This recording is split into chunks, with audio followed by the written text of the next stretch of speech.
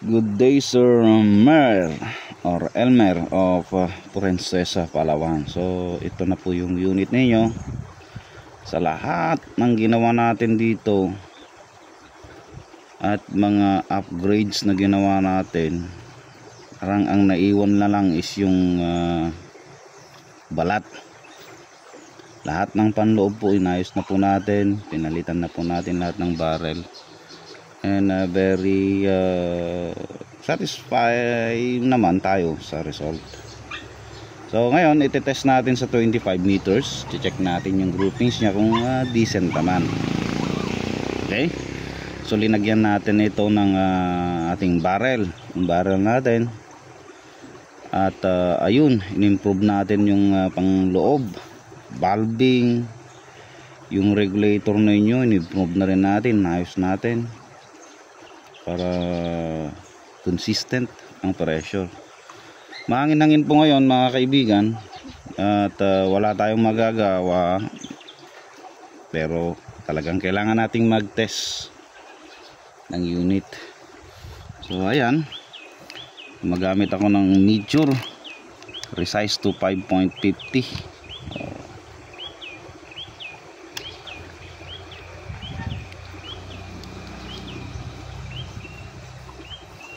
Okay, umpisan na natin.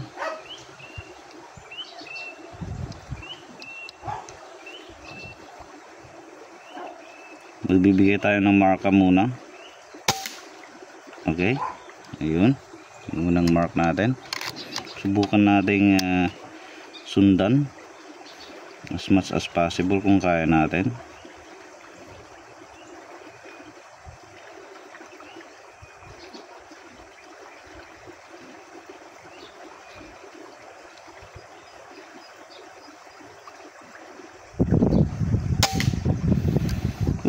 Lakas ng hangin.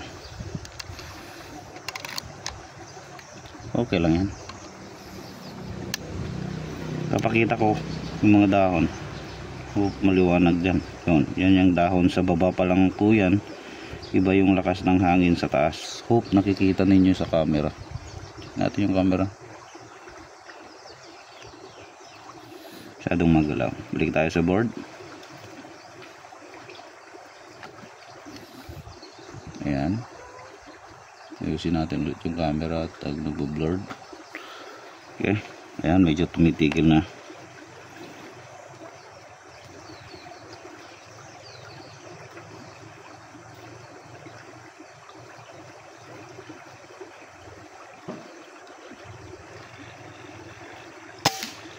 Okay, pumasok sa unang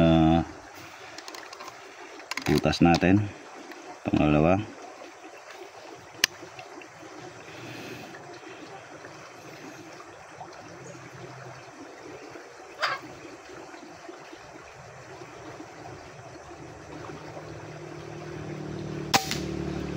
Pumasok ulit sa unang butas natin.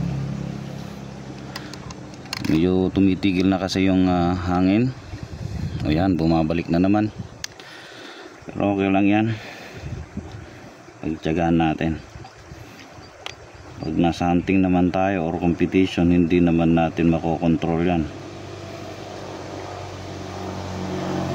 Pero kung nagtetest tayo ng unit, as much as possible, medyo maganda sanang panahon para makita mo kung gaano ka talas na ang yung itak, I mean yung air gun, di po ba? Same as okay, firing, masok ulit, diba? Very decent groupings na po yan, except sa tumaas kasi halos ang lakas pati dito sa shooter area, malakas din yung kanyang hangin. Okay, ulitin natin isa pa.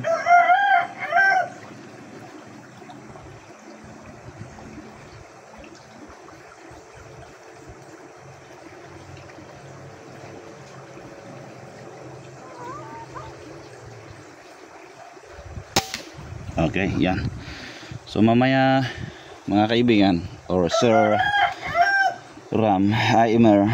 Elmer ng Puerto Princesa, i-check ko, i-measure ko yan mamaya. I think nasa 0.2 inches po yung groupings mo. Halos magkakasama po sila dyan, nakita nyo. At 25 meters po ito mga kaibigan, yan po. Magkakasama po sila dyan lahat ng pinatama natin. Except sa isa na yan, kasi napakalakas po ng hangin. And ayun na nga, hindi tayo nagko-compensate. Binabanatan lang natin yung mismong dot or yung gusto nating patamaan. And nanonote din natin kung gaano kalakas ang hangin, gaano pa siya magdi-drift. Okay, so na-try natin siya sa 25 meters. Ipo-pause muna natin, pupuntahan ko, or sige, puntahan natin and pipicturean ko. And isisingit ko na rin dito sa video siguro ng malapitan. Mas maganda kasi yung malapitan, tapos na nakakaliper po siya para makita natin mismo kung ilang diameter yung kanyang groupings in inches or inch. Okay, pause muna mga kaibigan, then pupunta tayo ng 50 then to 100 meters. Okay, sa 50 is papakita ko rin yung picture or size ng diameter ng 50, which is 1 inch in diameter. Papakita ko yan, papatamaan natin at least 2 siguro, then pupunta na tayo sa 80, 90, 100 meters. Antabayan po natin mga kaibigan. Okay sir, set na tayo sa 50. Nakatapat na tayo sa 50 meters with 1 inch target plate. So yun, mahangin pa rin. Ganun talaga, wala tayong magagawa. Okay, firing.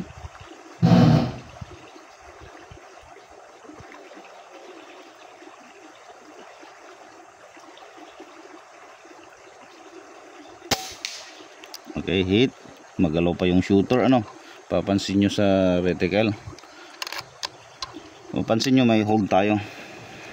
May hold tayong 4.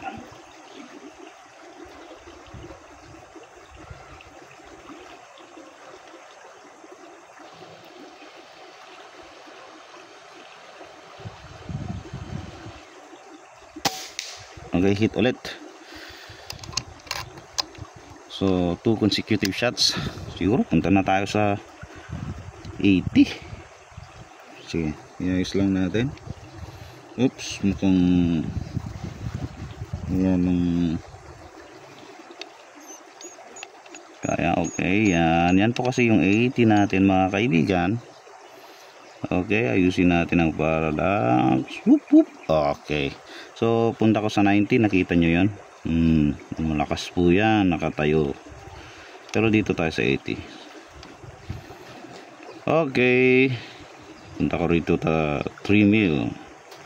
Okay, loadin na tayo, firing. Subukan nga natin sa 3. Oh, kalain mo kung saan mo tinapat, yun na rin yung mark. Ewan ko kung nakikita dyan sa kwan. Sinadya kong pininturahan yung mga plate natin para kitang kita yung POI. Ulitin natin. Oh, magkatabi. Sige, isa pa. Tignan natin kung kayang bumutas ng 3 inch na groupings sa 80 meters.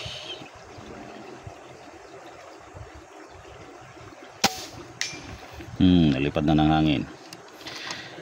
Anyhow, hit pa rin.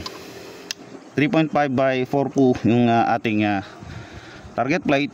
Para sa mga marunong mag-range, nasa 21 magnification tayo. Gamit natin ay Discovery Optics ELR. So 21 magnification with this kind of milliridian or emerald na scope. Alam ko yung mga marunong, alam nila kung totoong 80 meters yung distance ng target natin. Okay, sa 90 tayo ngayon. Dahil 3 yan, subukan natin sa 4. Uy, may hangin dito tayo. Taasan natin konti. Oh, pasok pa rin. Di po ba? Sarap makipaglaro sa hangin actually.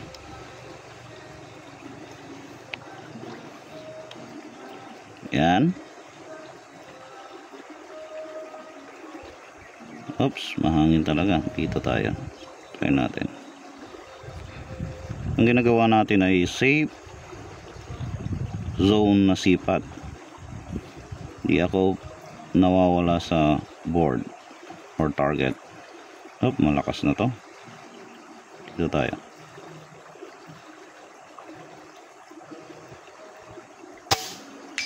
Okay, hit. So ano, tama na doon. Muna na tayo sa 100 meters.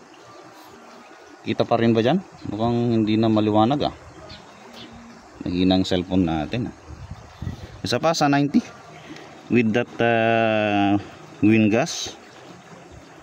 Nagipaglaro tayo. So wala pa tayong miss. Ngayon pa lang siguro. Try natin.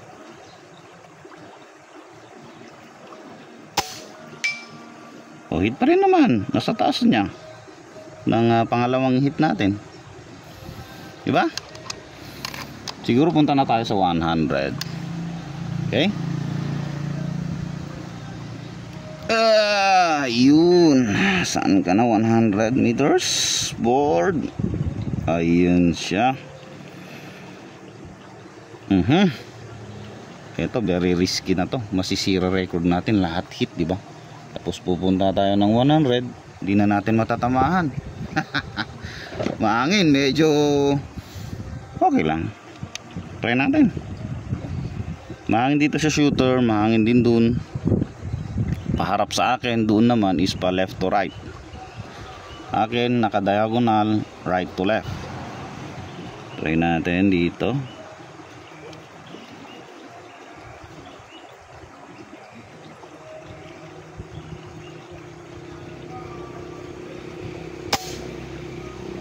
Miss.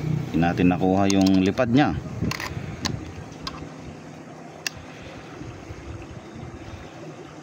Dagdagan natin dito.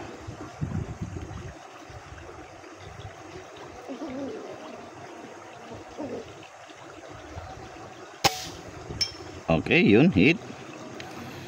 So nasa ikalima ang ating windage. Pero pag walang hangin to, Sir Mer, dead center lang po tayo kasi tinest ko na to sa walang hangin. Wala nga tayong magagawa at ganito kailangan natin mag-test. Pero mas maganda rin na natatry natin sa mahangin. Dahil dun ang POI natin kanina, mag-compensate na tayo dito. Lumakas dito sa akin.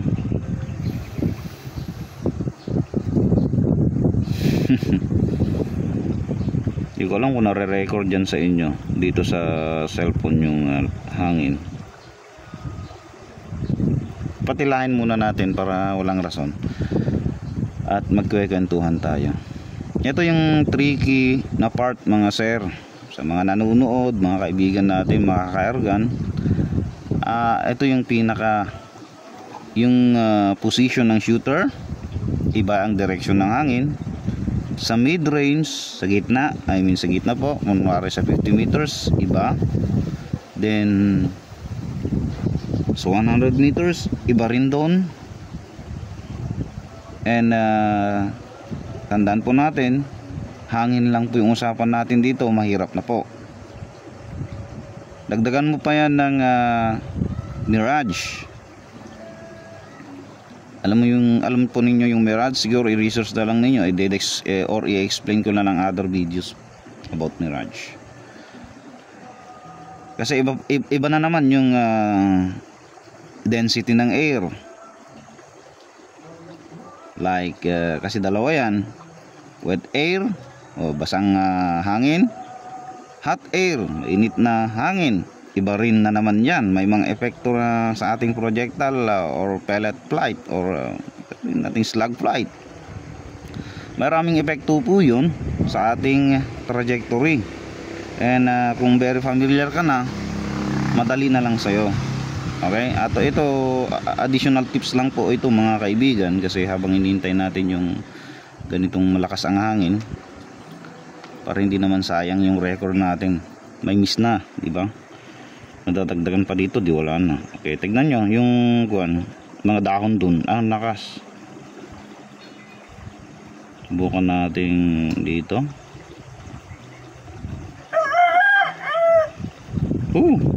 Grabe. test natin yung kanyang unit. Dito tayo. Wala.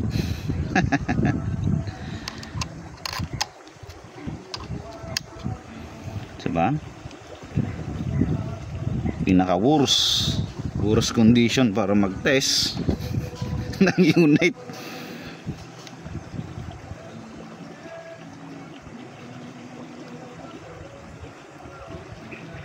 Okay.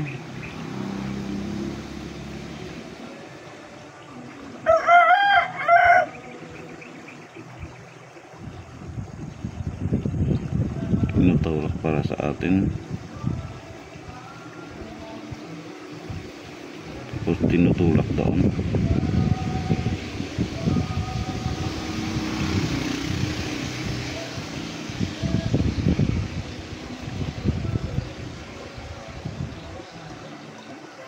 Firing.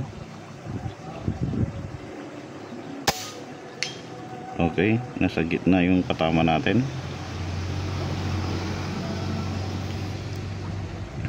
Kanina kasi patulak sa akin yung shooter position, patulak sa akin hangin. Tapos dun sa dulo, tignan natin yung flag. O yan, malakas ang hangin. Yan, halos nakatayo yung flag natin dun. Kaya ang position natin, nasan ka na? Okay, ang position ng ating sipat kanina is nandito. Okay, lumapag yung POI natin o sharp marks natin sa mismong gitna ng target natin. Pinapakita na natin yung mga techniques. Kaya iba nagre-request na gumamit ng side cam para wala daw tanong-tanong, diba? Siyempre yung mga magagaling na viewer ang mga yan. So medyo wala ng hangin, subukan natin dito. Meron na naman. Kaya natin dito.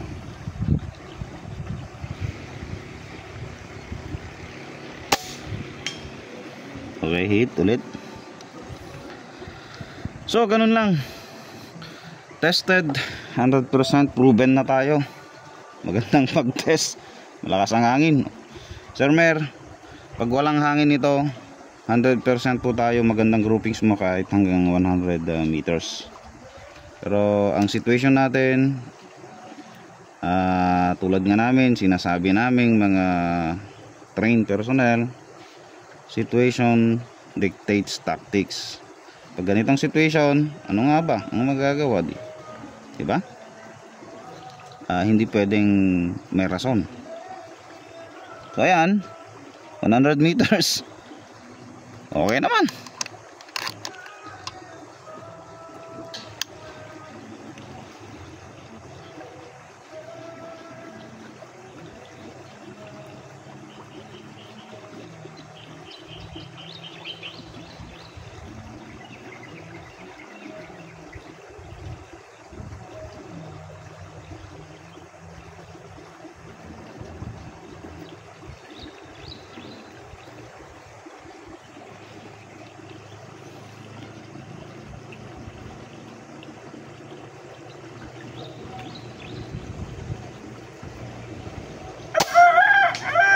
Okay, hit ulit. So yan na. Sir Mayor of Palawan, Puerto Princesa, Palawan, tested and proven na po sa mahangin na sitwasyon ng inyong airgun. Tinest na rin natin sa 25 meters. So ang liit po ng 0.3 inches mga kaibigan, mas malaki lang konti sa mismong diameter ng ating pellet mga kaibigan. So all hit, mayroon tayong konting miss sa 100 meters pero tutut, di ba? Malakas-lakas ang hangin. At in-apply natin yung nalalaman natin konti sa hangin, compensation, estimation. Tamad tayo mag-calculate.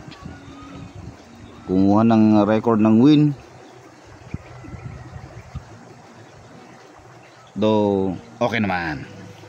So ayan mga kaibigan, tanggalin natin pala dito sa pakita natin yung mga ginamit natin and Bibigay ko sa inyo yung link kung saan ko nakuha yung resizer na to. Papasamahan, ops, nakasumpa masyado.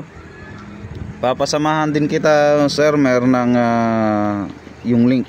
Papasamahan din kita ng box na resize na habang paparating pa lang sa'yo or in order mo na tong resizer na to.